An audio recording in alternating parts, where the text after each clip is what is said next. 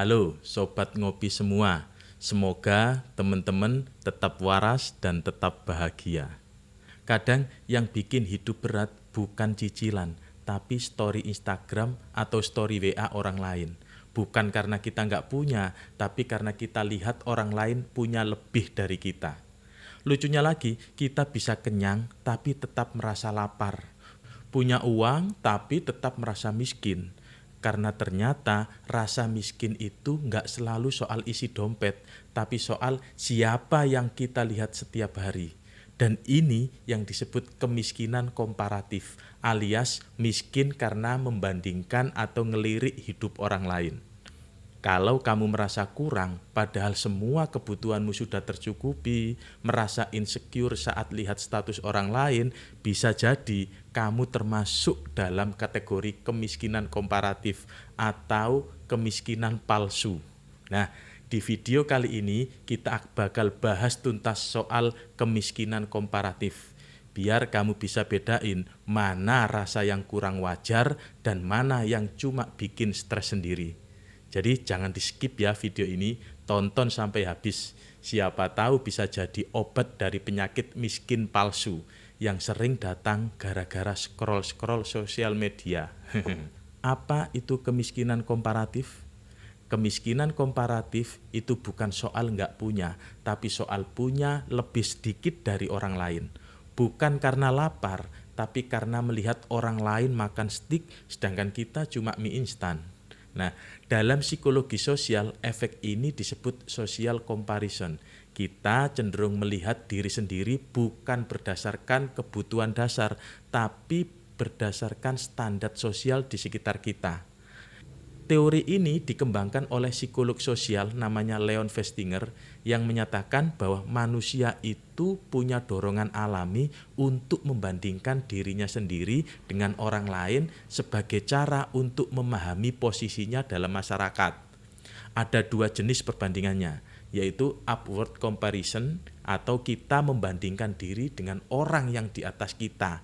Ini bisa memotivasi, tapi juga bisa membuat minder, bikin cemas, dan merasa tidak cukup.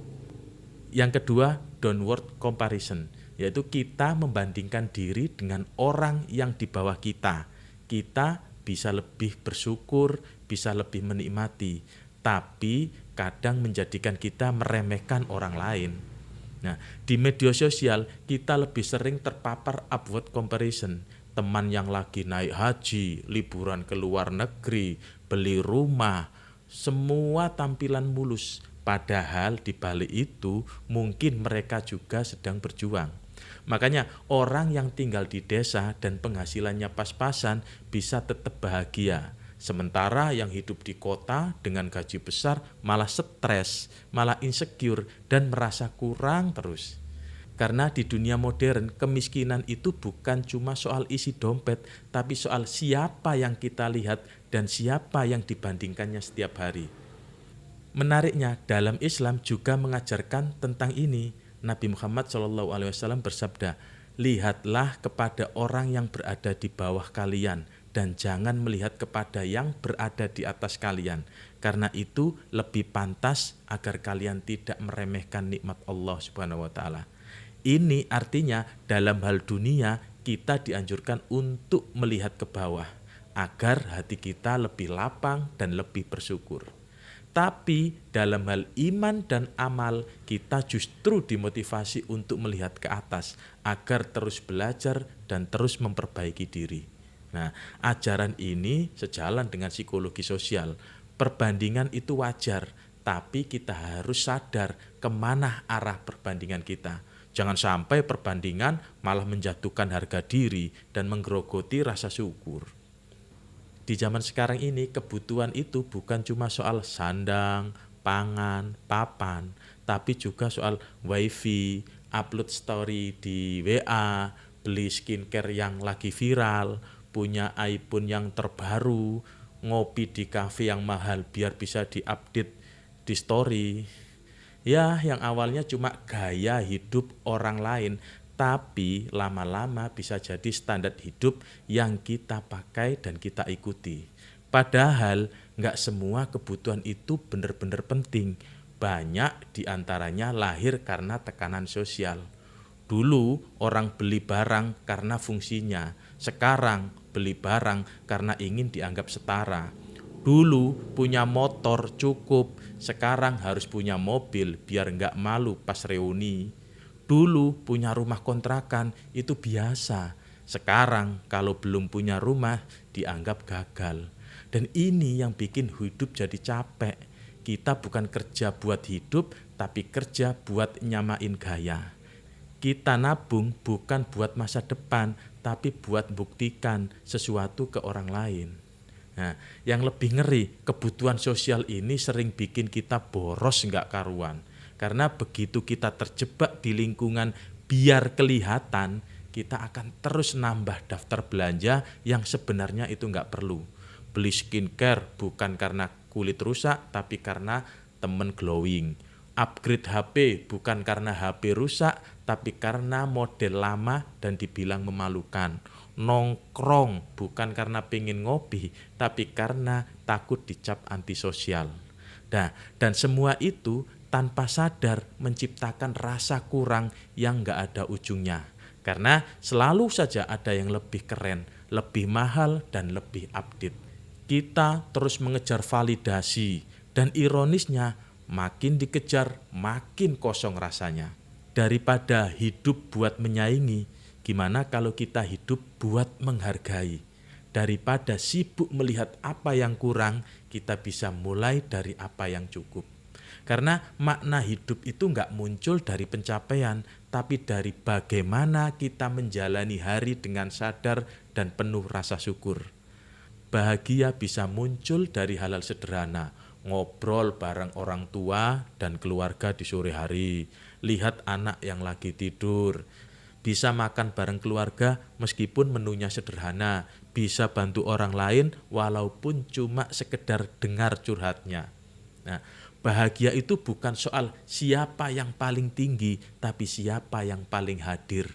Bukan soal berapa digit saldonya, tapi seberapa tenang hidupmu di malam ini.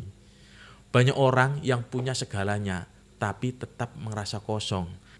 Karena mereka sibuk mengumpulkan, bukan merasakan. Sibuk mengejar validasi, lupa menikmati momen. Sementara ada juga orang yang sederhana hidupnya, tapi wajahnya bersinar. Karena mereka tahu bahwa bahagia itu bukan soal apa yang kita punya, tapi soal seberapa dalam kita menghargai apa yang sudah ada. Bahagia juga muncul saat kita berhenti sibuk jadi orang lain. Karena kadang kita lupa menjadi diri sendiri itu sudah cukup istimewa. Jangan sampai hidup kita habis hanya karena untuk mengejar standar yang dibuat orang lain. Jangan sampai semua kerja keras kita hanya jadi tiket pamer, bukan pijakan untuk bahagia. Hidup itu bukan soal menang-menangan, tapi soal bangun pagi dan bersyukur kita masih diberi kesempatan. Soal pulang malam dan tahu bahwa masih ada orang yang menanti dengan senyuman hangat. Bahagia itu bukan sesuatu yang kita cari di luar diri, tetapi sesuatu yang kita sadari dalam keseharian. Kaya yang benar bukan soal punya banyak, tapi soal merasa cukup dengan apa yang kita punya. Dan bahagia sejati baru terasa saat kita berhenti membandingkan. Jangan bandingkan cerminmu dengan cermin orang lain. Cermin itu alat untuk melihat diri kita sendiri. Tapi kadang kita malah sibuk membandingkan bayangan kita dengan bayangan orang lain. Lupa bahwa setiap cermin punya pantulan yang berbeda. Tergantung sudut pandang, tergantung cahaya, dan tergantung keadaan. Jangan bandingkan isi kamar orang lain dari balik jendela rumahmu. Kamu nggak tahu seberapa berantakan lantai mereka yang tertutup oleh karpet mahal. Setiap orang punya cerita, setiap orang punya perjuangan, dan setiap orang punya cermin hidupnya masing-masing. Jangan bandingkan cerminmu dengan cermin orang lain, karena bisa jadi kamu sedang memantulkan cahaya yang mereka sendiri tidak punya. Nah, kalau kamu merasa relate dengan cerita ini, jangan lupa klik tombol subscribe, karena di channel ini kita bukan cuma bahas hidup, tapi juga belajar untuk lebih waras di tengah dunia yang makin gila. Like, komen pengalamanmu, dan share ke temanmu yang juga sering ngerasa kurang. Karena kadang yang kita butuhkan bukan harta yang lebih banyak, tapi sudut pandang yang lebih sehat. Saya Kang Mamuk, tetap waras, tetap ngopi, dan tetap menjadi manusia.